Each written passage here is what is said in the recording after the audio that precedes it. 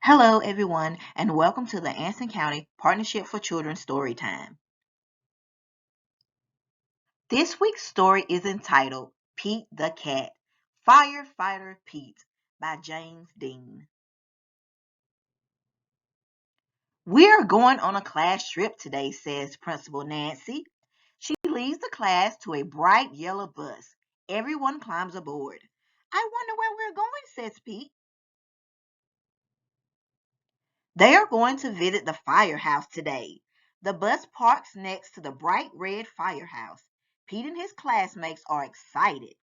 The firehouse is huge. It's so big it can hold two large fire trucks and all of the firefighters' equipment. Ring! The firefighters shows the kids around.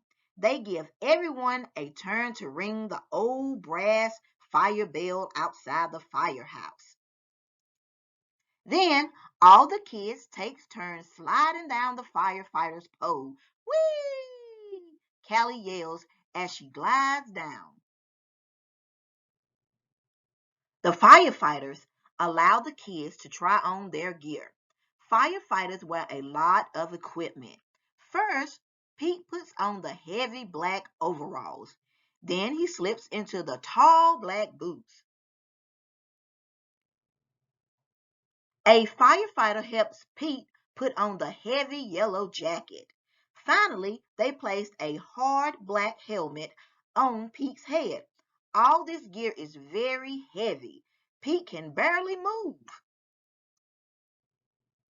It's question time. Why do you think the fire gear is so heavy? The firefighters allow the kids to explore one of the fire trucks. Callie sits in the driver's seat. She presses the horn. Beep! It's so loud that all the kids cover their ears. Then Pete turns on the siren and lights. The sirens blare. Woo, woo. The lights flash red and yellow. Suddenly, a loud bell rings in the firehouse. Uh-oh, it's the fire alarm. There's a fire in town. Gear up, Pete. The firefighters scramble into their gear very quickly. Pete puts on his gear too. They all climb aboard the fire truck and turn on the sirens and lights. Firefighter Pete and the firefighters are on their way. Woo! Woo! The fire engine races through town, and the lights flash round and round. A firefighter presses the horn. Burn! All the other cars move out of the way. There's the fire. It's hot and loud, but the firefighters know exactly what to do. They work together as a team to connect the fire truck to the fire hydrant.